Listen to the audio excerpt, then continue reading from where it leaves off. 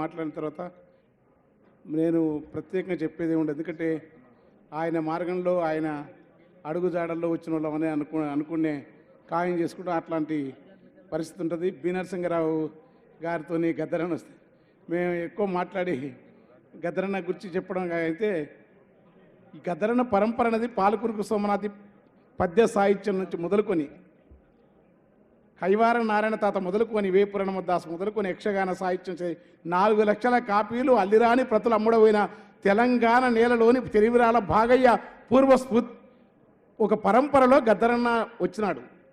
దాన్ని ప్రజానాట్యం అండి ఆటల వరుస బి నరసింహరావు గారు తెచ్చిన ఆ పద్ధతి నుంచి తర్వాత స్వతసిద్ధంగా తనలో ఉన్న సృజనానికి భావన కళాకారుడు ఇవన్నీ ఒక మాట మా కాదరు గారు యుద్ధనౌకరణ. కానీ ఆ పరంపరలో ఆయన ఏంటంటే ఆయన బేసికల్ కవి. ఆయన తల్లి కడుపు మీద పిల్ల గట్టి పట్టకు సౌండ్ తక్కువైనది. తల్లి కడుపు మీద పిల్ల వాకినట్టు సింతలేమీ లేక సింధులే చూకుంటా అల్లి పిల్లిగా వెరిగి నలసందతి గజ్జలకి అల్లి పిల్లిగా వెరిగి నలసందతిగో అలసందతిగా అల్లి పిల్లిగా వెరిగి నలసందతిగో అలసందతిగా కుసుమ పూలు నూరి పసుపు రాసుకొని కుసుమ పూలు నూరి పసుపు రాసుకొని పచ్చి ముత్తై అట్లా ఒక్కొక్క పోలిక ప్రకృతి కాళిదాసును కృష్ణదేవరాయలు చదువుకొని రాలే. మౌఖిక సాహిత్యంలోని ప్రజా వర్ణన నేపథ్యాన్ని కూడా గద్దరు పాటలు వస్తుంది. అది బహుశా బి నరసింహరావు గారికి బాగా తెలుసు మేము మాట్లాడదానికంటే. అయితే ఆయనను చూసి నేను ప్రభావితం అయినా. ఎందుకంటే నేను హాయిగా పద్యం రాసుకోవాలనుకుంటుంది. పద్యాలే రాస్తా, ఆ పద్యాలు కూడా వస్తున్నాయి ఇప్పుడు. అయితే రాష్ట్రాన్ని ఒక్కసారి గద్దరన్న పాట దేవైన పిల్లని తర్వాత ఇప్పుడు ఉక్తలు ఉన్నాక ఎక్కువ ఒకటే ఆ విరసన సభలో రావిశాస్త్రి గారు రమణారెడ్డి గారు మహానుభావులందరూ పాట పాడవని ఇప్పుడు గద్దరన్న బయటకు వచ్చింటే వణుకుతూ నేను పాడలేను ఆయన ముందని. మంచిగా రాష్ట్రపతి అని ఉండే ఏఎఫ్టీ నాయకుడు దానికి కావాల్సిందంతా చేస్తాం సిద్ధం చేసి పెట్టి మాయితో పుట్టినోన్ని మల్లె పువ్వులే చేసి మాయితో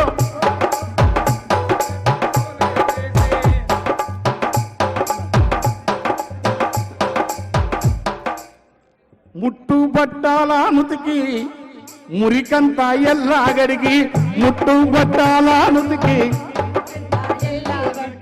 జగదూర్సి దిగాదూర్సి దిష్టి పూసాలు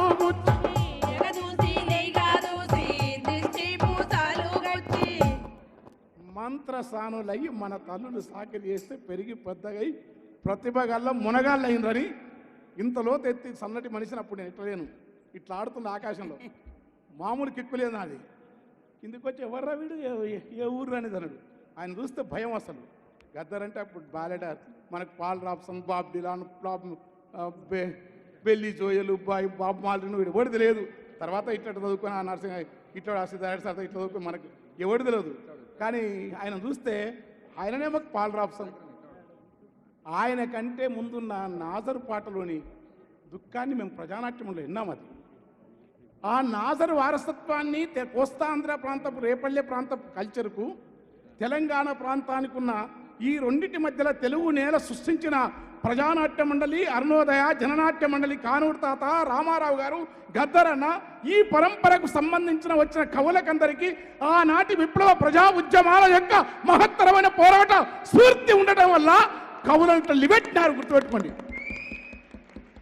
ఊరికే మేము పాటలు రాస్తేనే కాలే ఎన్ని పాటలు మాకంటే మా అందస్తులైనా చెప్తా. ఇప్పుడు మా ఇద్దరం సరిగ్గా గద్దరన్న సభలో చిన్న ఈరోజు ఇద్దరం కలిసి వచ్చి నివాళులర్పించినాం. జయగీతి కై మోగేరా తెలంగాణని.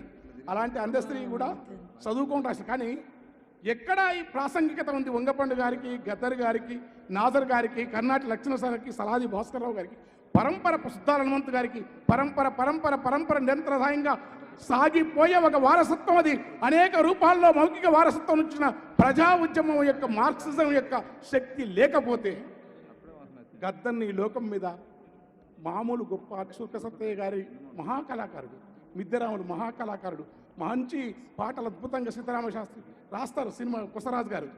గద్దరుకున్న గొప్పతనం ఏంటంటే మార్క్సిజాన్ని తన ప్రాపంచిక దృక్పథంగా స్వీకరించిన మూలాన తన దుఃఖాన్ని కాదు ఇతరుల మొత్తం పీడిత ప్రజల యొక్క అంటే మేము అప్పుడప్పుడు ఆవేశంతో మాటలు దొరుకుతాయి. మాకేందంటే అక్కడ ప్రజల నుంచే విముక్తి అని తెలుసు కనుక నాలాంటి కూడా ఇవాళ నేను నిష్పక్షపాతం కూడా ఏదైనా ఉద్యమాలకు అంటే మా వచ్చిన సమూహం నుంచి కూడా బయటపడి వదిలే అది గద్దరన్న స్ఫూర్తి. అట్లా దానికి కారణం అంటే మార్క్సిజం ఇచ్చిన ప్రాపంచిక దృక్పథం. దానికి అలా అన్యాయం జరగకూడదని చివరి వరకు కొనుక్కొని హాస్పిటల్లో కూడా దానికి తప్పించినాడు. ఇవాళ ఎందుకంటే ఈ ఎంజాయ్మెంటు ఈ కళలు ఈ మేధావులు అస్సలు టైంలో పిసలు పంట కూర్చున్నాయి అంతే ఏముండదు. మన పరిస్థితులు మన బతుకులు. కానీ గద్దరన్న ఈ జీవితం అంతా బతుకుతూ కూడా ఒక్కరొక్కరు ఒరిగిపోయి సుక్కలల్లా గలిసినారా సుక్కలల్లా కలిసి మీరు సూర్యులై మొలిసినారా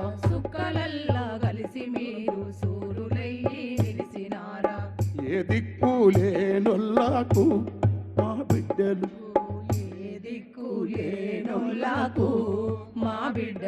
మీరు దిక్కు చూపే సుఖాలవుతారా మా యోధులు వందనాలు వద్దురా వద్దురా కొడుక దురలతోని యుద్ధముద్దని నెత్తినోరు మొత్తుకొని ఎంత చెప్పినా ఇనకపోతివి దండివాడవు మొండివాడు శమలు నిండిన గుండెవాడవు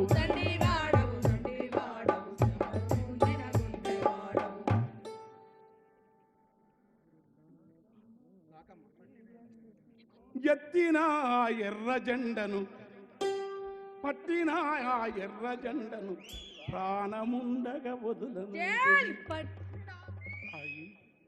ఇది అన్నమాచార కీర్తన త్యాగరాజస్వామా జస్రాజు టుమిరా పరివిదా సుల్తాన్ గానమా చీమకుర్తి నాగేశ్వరరావు అద్భుతమైన నానా కాదా అలాంటి అద్భుతం కలిగించింది. ఎందుకంటే దాంట్లో కవిత్వం ఉంది, భావుకత్వం ఉంది, కళా సాహిత్య సాంప్రదాయాలను బాగా తెలిసిన మహానుభావుడు గద్దరు. ఊరికనే రాయారు. ఆ అభినయం చూడు, అది కవాలికి కథ అది కాదు, మంత్రంలో అంటాడు సరే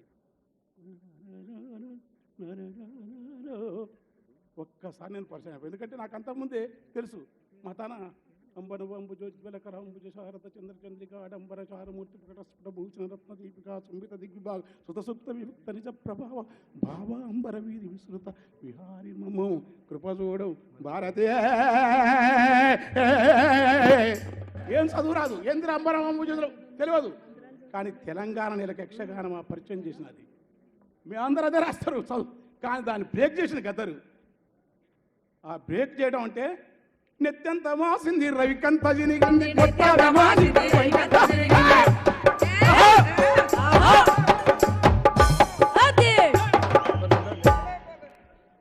కుంచి పేలికలు కట్టి కుంచి పేలికలను సాహిత్య వస్తువు చేయాలని తెలిసిన ఏకైక మొదటి ప్రజాకవి గద్దరు నాజర్ సుద్దార్. ఈయన దాన్ని ప్రపంచవ్యాప్తం చేసినాడు. కాలువై కన్నీరు గార కండ్లపై రెండు చేతులాడ అని మైక్రో లెవెల్ అబ్జర్వేషన్ శుద్ధాలని ఉంటుంది. ఎన్నాయి కాళ్ళ నిలుసుకపోదు బోరన్న కండ్ల చేతుల అని నాజరు కాళ్ళ నిలుసుకపోతుంట నిద్ర కళ్ళు శరీరాన్ని శరీరం కాళ్ళ నిలుసుకొని పోతారంట అలుపు మాకని చెప్పాడు నాజరు. ఏనాటికి అలాంటి వారసత్వ పరంపరలో వంగపండు గారు గద్దరన్న మేము పాటలు మేము తెల్లారి వరకు రాస్తాం, మాకు అదృష్టం. కానీ గద్దరన్న చదువుకొని అలంకార శాస్త్రం చదవకుండా అలంకారయుతంగా రాయగలిగిన మహా కవి బేరడారు, ప్రపంచ స్థాయి ఒక బాప్తిలాంటి గద్దారు. ఊరికి వదలకండి. చేమేంద్రుడు, కుంతకుడు, ఎవరిని చదవకుండా ఎట్లా రాసినాడు. అది జీవితం, బతుకు. ఆ బతికడం వల్లనే మహాత్ముడు. తర్వాత తాను వచ్చిన నేపథ్యం వాళ్ళకి చెప్తున్నాం. అందుకనే నాకు చెప్పినాడు, బిడ్డ ఈ పీడిత ప్రజలు అమాయకులు, మనకు ఆవేశం ఎక్కువ, సంతకం పెట్టరా నువ్వు. ఒరికల్ నేను గద్ద శివసాగర్ పెట్టినప్పుడు గ్రూపులు చేస్తే దేవడు గుంజుక తినేది ఏమీ లేదు, కోడి పుంజులకు కత్తెర గట్టి కొట్లాట పెడతారు గనక మేము పోతమ్మా మాదిగ పల్లెకు, మేము పోతమ్మా మాదిగ పల్లెకు. అమరాతనం నెత్తి చూపని మనువు గాని ఎత్తి చూపే మనువు కొడుకు నెత్తిన దాన్ని పోతామా